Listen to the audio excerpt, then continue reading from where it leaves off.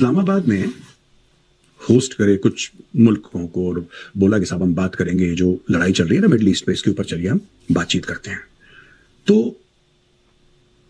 और इस्लामाबाद और भी चक्करों में पड़ा हुआ है कि किसी तरीके से हमारा एक किरदार हो इसमें। हम लोग डिप्लोमेसी में थोड़ा सा 4 कदम आगे बढ़ाएं और दुनिया को यह बताएं कि हम लोग मैटर करते हैं। आखिर आलम इस्लाम का एक अकेला न्यूक्लियर पावर देश है, न्यूक्लियर वेपन्स है जिसके पास।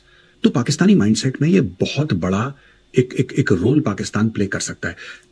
सच्चाई कुछ और है, लेकिन कोई बात नहीं, सच्चाइयों से वैसे ही पाकिस्तानी उसको लेना दे रहे हैं नहीं। लेकिन ईरान के जो कॉन्सुलेट हैं इंडिया में, मुंबई में, उन्होंने एक बात बोली है। ये बात बोली कि देखिए पाकिस्तान जो टॉक्स करवा रहा है वो पाकिस्तान का इंटरनल मामला। आप देखिए ट्वीट उनका, वो कह रहे हैं पाकिस्तान का खुद का मामला, उसमें हम लोग इन्वॉल्व नहीं है, we are not involve in that. ये एक बहुत बड़ी लताड़ है जो ईरान ने पाकिस्तान को लगाई है। पाकिस्तान खुद डिप्लोमेसी कर रहा है, खुद लोगों को बुला रहा है। ये पाकिस्तान कर क्या रहा है ये आज मैं आपको बताऊंगा, क्योंकि कई लोग हंस के बोल रहे हैं यार पाकिस्तान वैसे ही भीख मांगता है लोगों से, पाकिस्तान वैसे ही लोन लेता है, पाकिस्तान की क्या औकात है। नहीं, गेम इज समथिंग एल्स। दोस्तों आपको गेम समझना पड़ेगा कि पाकिस्तान ये कर क्यों रहा है।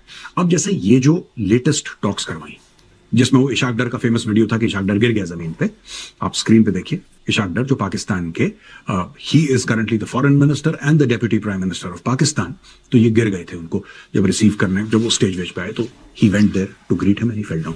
ये उसी का एक वाकया है उस समय का। तो हुआ क्या है ये देखिए साहब, ये कौन कौन से देश आए थे साहब। इसमें टर्की है, सऊदी अरेबिया है, इजिप्ट है और पाकिस्तान। तो 4 देशों के बीच में ये मीटिंग हुई है, ठीक है। एक अलग चीज है जिसमें ईरान कह रहा है कि साहब हम इसका हिस्सा नहीं है, वो एक अलग बात है। और यहां पे पाकिस्तान का गेम कुछ भी नहीं है, गेम अमेरिका का है। अब पाकिस्तान का इस्तेमाल किया जा रहा है। देखिएगा ये चारों देश इंक्लूडिंग पाकिस्तान ये मुस्लिम कंट्रीज हैं और इसमें अमेरिका जो है वो इस्लामिक कार्ड खेल रहा है। यानी कि पाकिस्तान का इस्तेमाल करके इन सारी फोर्सेस को तैयार किया जा रहा है ईरान को आइसोलेट करने के लिए। मैंने बहुत पहले बोल दिया था दोस्तों कि पाकिस्तान ईरान की पीठ पे खंजर उतारेगा, पाकिस्तान धोखा देगा। ये आज से नहीं कह रहा मैं 6-8 महीने से कह रहा हूं कि पाकिस्तान ईरान को धोखा देगा। ये धोखाधड़ी का ही प्लान है और उसी का अमल कर रहा है पाकिस्तान। अच्छा, अब यहां पे हम आते हैं ईरान के फैक्टर। जो ईरान कह रहा है कि साहब जो पाकिस्तान हमारे और अमेरिका के बीच में, हमारे और अमेरिका यानी ईरान और अमेरिका के बीच में जो डायलॉग करवा रहा है उसमें पाकिस्तान का क्या किरदार है, पाकिस्तान का क्या रोल है, पाकिस्तान ने इसको कैसे प्रोजेक्ट कर रहा है, अमेरिका इसको कैसे प्रोजेक्ट कर रहा है और ईरान इसके बारे में क्या समझता है।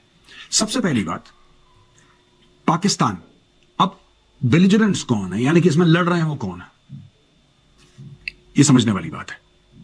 आज की तारीख में अगर हम ये बोलें कि अरेक्चई जो फॉरेन मिनिस्टर है ईरान के, अगर वो पाकिस्तान आते हैं किसी मीटिंग के लिए, क्या वो सेफ हैं?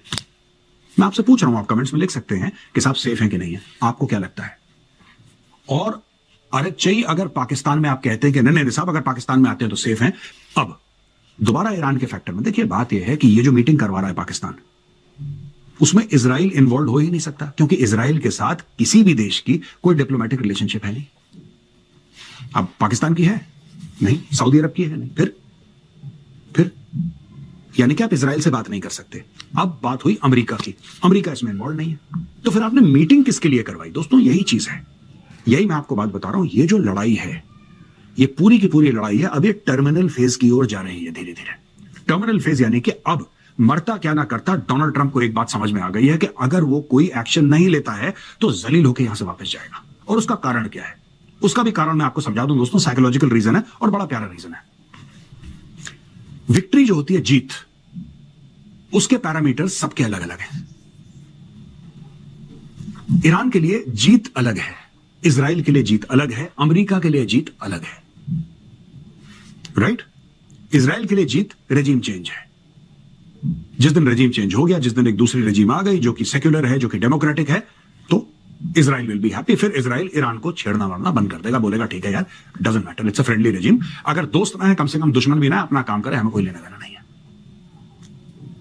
अगर खमेनेई रहा वहां पे, मुश्तबा खमेनेई, वो ठीक हो गया, उसके पैर में चोट लगी है, ये और ज्यादा खतरनाक हो जाएगा।